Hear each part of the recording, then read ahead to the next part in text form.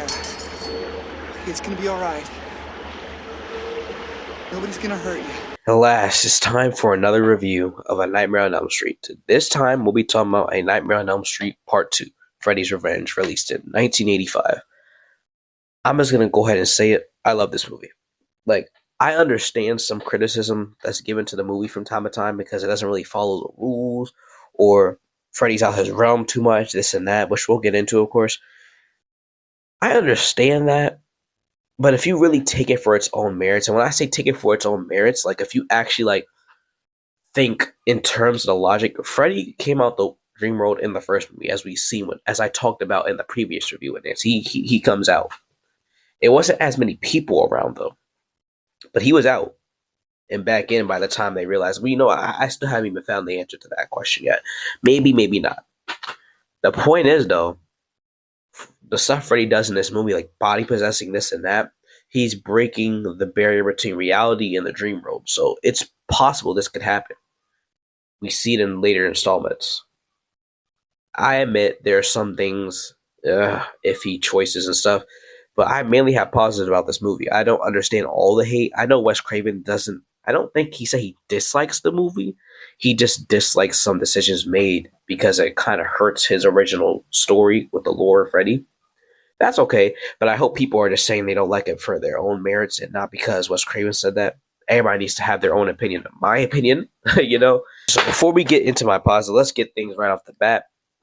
This movie was made very quickly. After the success of Nightmare 1, Bob Shea, I think producer of the first one along with Wes Craven, yeah, he wanted to make a sequel. Wes didn't really want to make one. He wanted to be a standalone story, which is why we got the ending we got with the blow-up doll.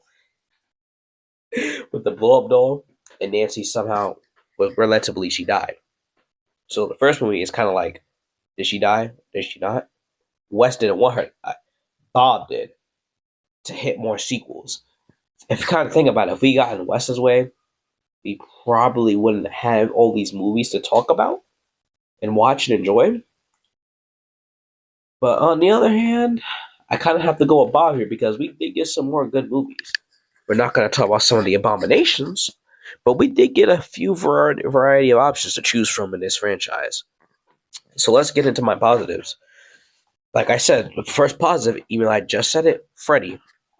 Awesome. Top tier. This time, there's no jokes in this movie. No jokes at all. In the first, you got a little hee-hee ha-ha jokes. That was kind of in the beginning a lot. You got Freddy teasing, making jokes. He wasn't really dark serious until the last 10, 15 minutes of the movie. He's dark this entire movie. I don't think a single one-liner was cracked. And that's perfect. Freddy's here to kill. He ain't here to crack jokes. He is straight down to business, and that's how it should be. But if you will crack a joke, make sure you do it in the right place and right time because it could ruin a good moment. For example, Grady's kill. What is it?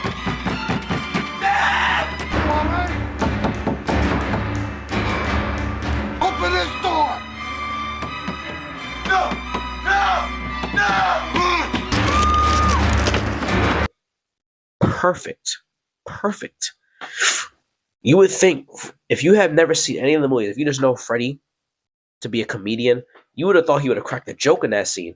Absolutely not. And the score helps this scene too. I'll play it right now.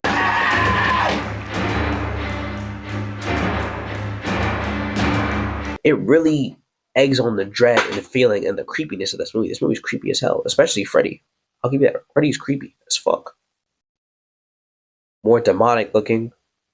More. They changed the gloves. They have the glove in here, but in some scenes, he has the gloves out his fingertips and stuff. It's a nice addition. I don't thoroughly like it completely. I like the glove, but it's something. It's something. I can rock with that. The makeup is even better than the first one, I think. He actually looks like he was just freshly burned. He looks mad greasy and stuff. I heard people say he looks kind of looks like a witch. I never really understood that until I watched. When he's at the fire and the party scene, which is another fantastic scene, he kind of does look like a witch. I'm not gonna lie. Look at that. He looks like a witch completely. Snyder's death. Just thinking about it is hilarious. That is a scene, a pure comedy. Because you think it's a dream, but then it turns out Jesse was just wandering around the highway naked. Like, yeah. But that was seen as hilarious because, first of all, let's unpack this. Jesse was at a bar. This was at the age, I think, when you didn't have to have an ID to check if you could drink and stuff like that. Either way, they give him a drink anyway. Snyder's there. Okay. And then next scene, he's at the gym running laps. Jesse's not questioning it. And this is already looking kind of suspicious, like, and then Snyder, you know what he's up to when Jesse's getting in the showering. He has that rope. You know what's happening to him. And then Freddy starts toying with him, throwing the balls and shit, which is most likely what Snyder was hoping for in the first place. So technically, he got what he wanted. Let's be real, he got what he wanted. The cherry on top is the number. No! I think that kill was scary. It was hilarious, and Snyder deserved it. We get more mention of Nancy throughout the movie. Not really though. We find out we get pieces of her diary where she talks about Freddy, she talks about Glenn, and then Jesse, he has nightmares too. So I guess because Nancy's mom had the glove in her house in the boiler room. Freddy's spirit is most likely in it, which will tie back into the next movie, which we'll get into next week. But yeah, that makes sense. So I guess this still kind of fits into the lore if you think about it. Yeah, it does. Or you could fit this into any timeline. Like, I still believe it's canon. I think this movie's canon. Freddy didn't die. Nancy didn't die. Freddy went back to the dream world. That's a dream. Then Nightmare 2. So we're just gonna assume, like they said, she went crazy. So, okay, she went crazy. She's probably getting help. And in between 2 and 3 Dream Warriors, because we know from then she's working with kids and stuff, with the same issues, battling Krueger.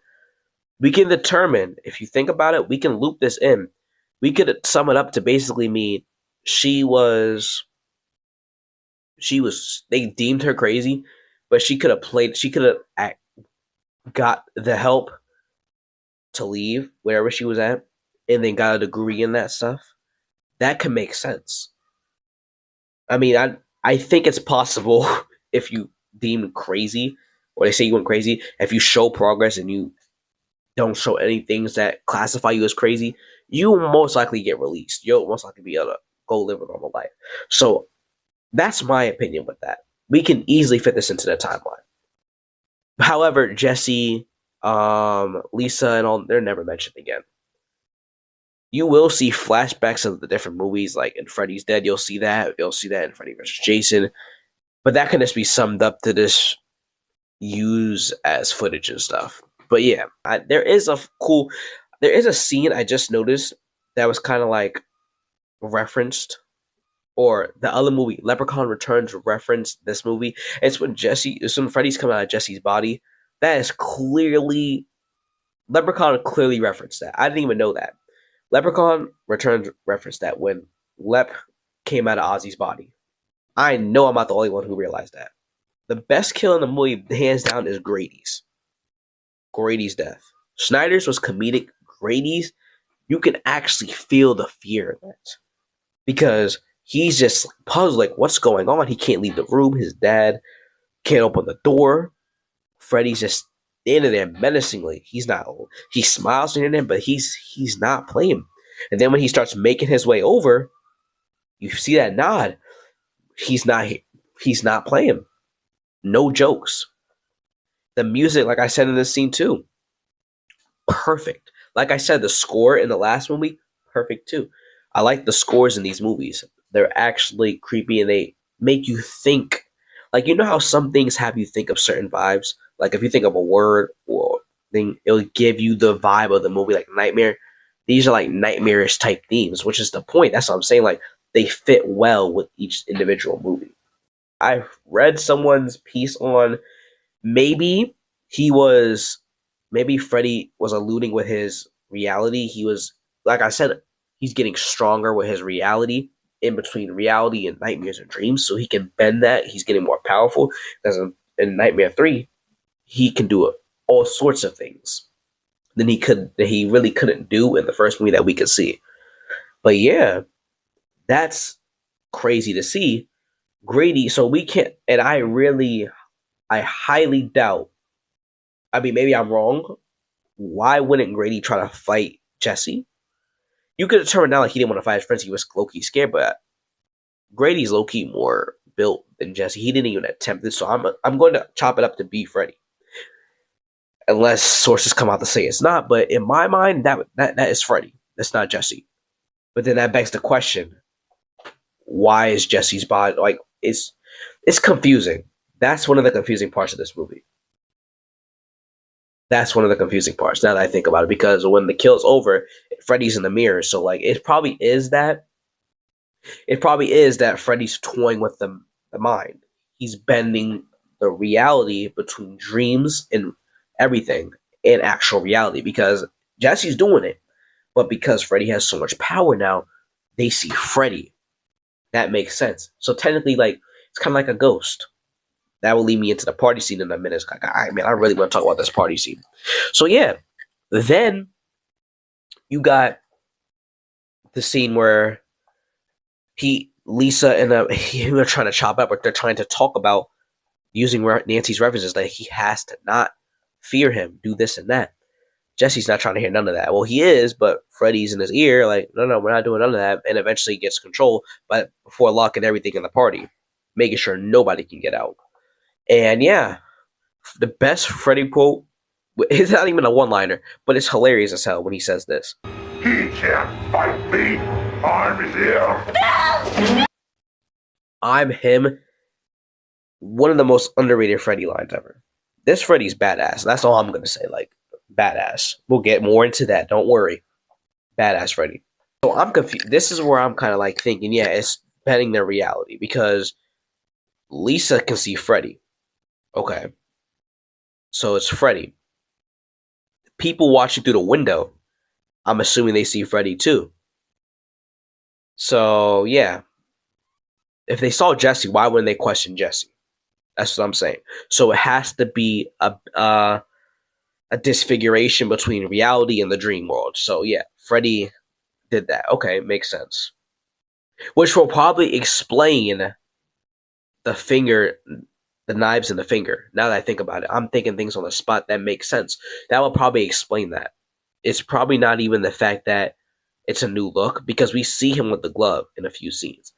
I'm gonna chop it up and assume that because we see the fingertips coming out to be Freddy's fingers. So yeah. So it might be Jesse wearing the glove, but because it's Freddy, it makes so much sense. It makes so much sense because it's Freddy in the illusion. We don't see a glove. You just see the knives protruding out of the fingers. Oh yeah, that makes sense. I literally just saw this on the spot. Like, see what movies make you, they make you ask. That's how you know a movie's good, when they make you ask these kind of questions. You really gotta think about it. I don't know. If y'all agree with that theory, let me know. I think that makes a lot of sense. Now we get to the party scene. I think it's executed perfectly. A lot of people say it ruined. I don't think this one scene ruined the movie. If you can just ignore the rules, which a lot of the sequels do, a lot of them do, and they get more love than this, it's crazy, because the decisions the other sequels have made have almost killed the franchise. Let's be real. This didn't really kill the franchise. There were still more better movies made after, but it didn't kill the franchise. It was one scene, and it was a badass scene. The decisions other sequels have took weren't even powerful scenes or good scenes as the party scene in this movie. So I think it's kind of biased. It's kind of biased, but everyone's entitled to their own opinion. That's just how I feel with it. This movie is underrated. That's all. This is underrated. It's always usually the scariest movies or the ones with the best type of villain that are underrated. And it's crazy. It was the second movie of the franchise. I get it. There were a lot of rules and stuff established, but man, it's just a movie, man. It wasn't like it was the fourth movie or fifth movie. By the way, the fifth movie in this franchise sucks. So we get the party scene. Freddy's running around, and then I love this scene when the parents come downstairs and the dad sees Freddy. It's like he remembered, like they know. I like scenes like that when you see. That's why I kind of like. I like when Freddy's out in the real world because you can see parents fear. They know who this guy is. Don't just because Nancy ain't in this story doesn't mean Freddy's still ain't the legend that he's a child killer. Oh no, he still is because it's still mentioned earlier out through the movie. He's still a child killer. He was still burned and was a child killer. The dad immediately comes out with a shotgun. Like I said, if this was Jesse, I refuse to believe no one would not have overpowered him already. So they're seeing Freddy. The score 2 in the darkest Freddy line we probably will ever hear. You are all my children now. Man was ready to adopt all them children right then and there, but he was thwarted. It's hilarious, but dark line, and I like the way the party is like the fire, scary as hell, perfect. You get one of the most badass scenes of the movie too. Like I said, Freddy is badass in this movie. Creepy scene and badass scene. When Lisa comes, you see because Freddy go from Freddy to this and that. So Jesse, still being possessed, realizes it's Lisa. He's coming back into conscious, trying to fight Freddy internally. Sees Lisa. Oh no. Turns around and starts, and then we get that pit wall. The badass, we get that shit. I just love the image, by the way, of this dude who's like 7 foot tall. Looks like a grown man in his 30s or 40s. Like he can't just pounce on Freddy. Hilarious to me. Priceless. I know we haven't got to talk about this. There's a lot of gay subtext into this movie. This is viewed as one of the most gayest horror movies of all time, along with a few other movies, but this is definitely on that list. And it's very, very obvious when you watch this movie. You may not pay attention the first time you ever watch this movie. The second time you watch it, it's obvious. And you'll notice things the first time too, but you won't think much of it. But there's gay subtext, which isn't even subtext. It's blatantly obvious. I mean, there ain't nothing wrong with them, I guess. I mean, just try to put yourself in the shoes of every time you see it. I mean, I'm not trying to say I want to see Snyder's ass out. I'm not trying to, fuck no. But just think about how the woman feels, the ladies feel when they see that all the time. Like, because they're the main ones who be like, yeah, so we can survive one movie, guys. We can do that. I just know whenever I watch the movie, I will most likely will skip over that scene because I'm not trying to see bare ass. No. And the amount of times they zoomed in on Prince, oh my god, that is diabolical. And then we get the climax of the movie, the ending. At the like I said earlier, at the fire, the burn, whatever that place is called, firehouse, whatever it is, the boiler, factory, yeah, perfect ending.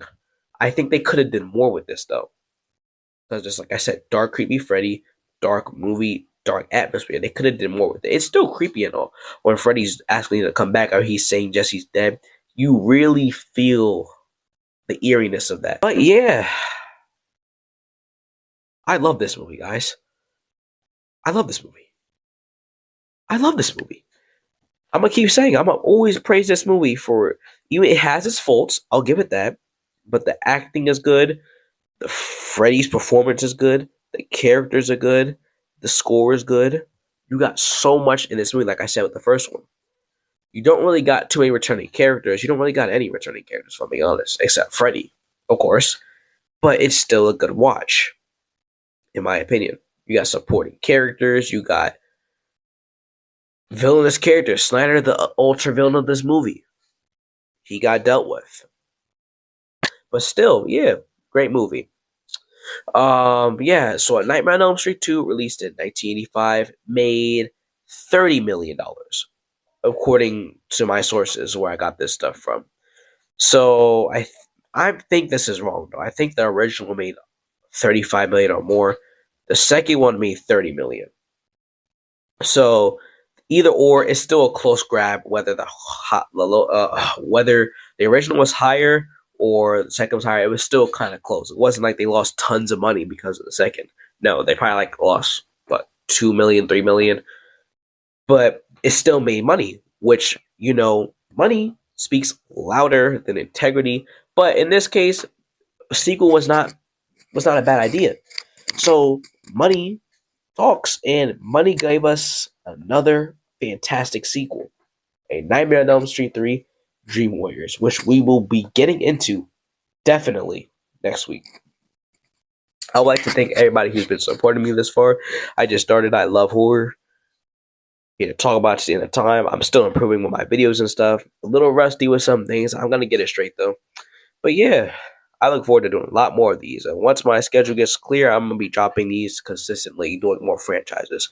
Once we finish the Nightmare on Elm Street series, we'll move on to Friday the 13th. I want to save Michael Myers for last. We move on to Friday the 13th. I have a lot to say about all these franchises. We got a lot in store. Yeah, though. Yeah, but anyways, let me know what y'all think about A Nightmare on Elm Street Part 2 down in the comments. And yeah, I'll see y'all in the next one.